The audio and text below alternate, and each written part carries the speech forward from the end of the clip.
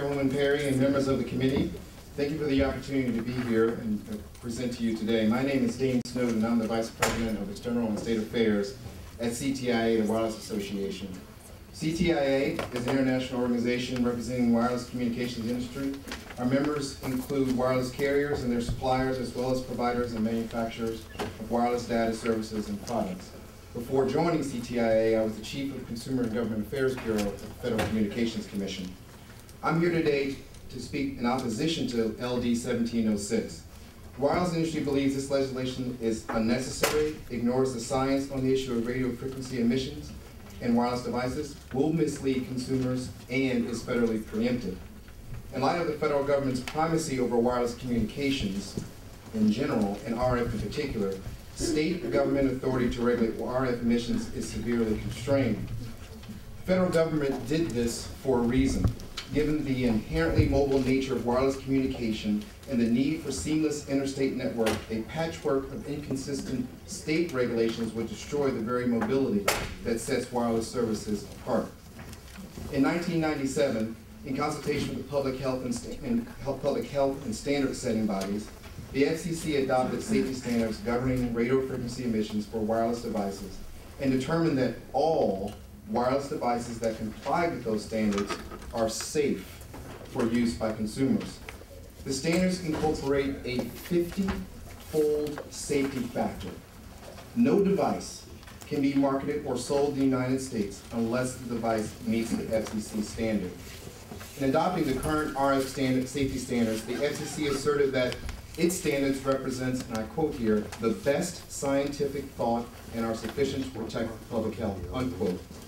The FCC created the RF standards after exhaustive review and input from many organizations. The standards are based on recommended guidelines adopted by the international standard setting bodies, including the Institute of Electrical and Electronic Engineers, the American National Standards Institute, the National Council of Radiation Protection and Measurements.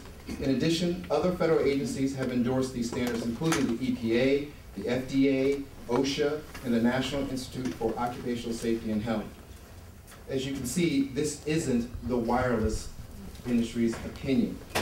It's the independent opinion of the FCC in collaboration with public health experts based on science. Moreover, international health and safety organizations, including the World Health Organization and the International Commission on Non-Ionizing Radiation Protection, have concluded that there are no known adverse health risks associated with the use of wireless devices. So you may ask, what's wrong with the warning labels? The warnings and other labeling mandated by the bill contradict the overwhelming scientific consensus that there are no negative health effects for consumer use of wireless devices. Any warning label is simply based on a false premise. Knowledgeable consumers will come to doubt the efficacy of real warnings, generally, thereby lessening the impact of warning labels on other consumer products where labels serve to protect consumers from true harm. The requirement that manufacturers warn users to keep wireless phones away from the head and body strongly suggests a safety concern that is unfounded, unsupported, and contrary to the views of federal government agencies and international health organizations regarding the safety of wireless devices. Moreover, the proposed requirement that all phones be labeled with a large color graphic of a child's brain and the word warning in large red type clearly runs contrary to the principles for meaningful warnings. That is, in the present case, there is no scientifically established harm to warn against, and the depiction has no relevance to any known potential harm. In closing, the wireless industry believes this legislation is preempted by federal law, unnecessary, ignores the science on the issues of RF emissions and wireless devices, and will mislead consumers. Finally, I think it's important to acknowledge that the clear emotional aspect of this issue. I understand and I appreciate this fact. With that in mind, I hope this committee weighs the scientific facts as you make your decision on this bill. Thank you for the opportunity to explain our opposition to LD 1706. Are there any questions? Yes, Senator. Oh, You're the senator. I am. Put your mic on. I need somebody to bath me in. No, I forgot. I have about the Apple and their very minor warning in the very small print, Mr. Chairman? I didn't get a copy of that, so I would have to look at that, but I'm happy to get back to you during the working session. This is right out back there, or we can give it to you. I do have a question. You did mention you feel it's preempted by federal law. What would the preemption be? Well, if you look at the 96 Act, Congress expressly prohibits state and local regulation of RF wireless facilities on the basis of safety concerns. And I'll quote here from what Congress said in the 96 Act. Is this in your testimony? Yes, all this is in my testimony, but let me quote here. Point it out to me. Sure.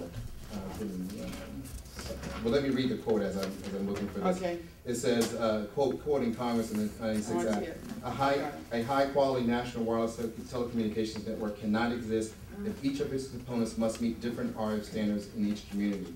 Further, in 1993, with the Communications Act, it also expressly provides that no state or local government shall have any authority to regulate the entry of rates charged by wireless service providers. Now, the key part is the entry part, which this bill would do. Okay.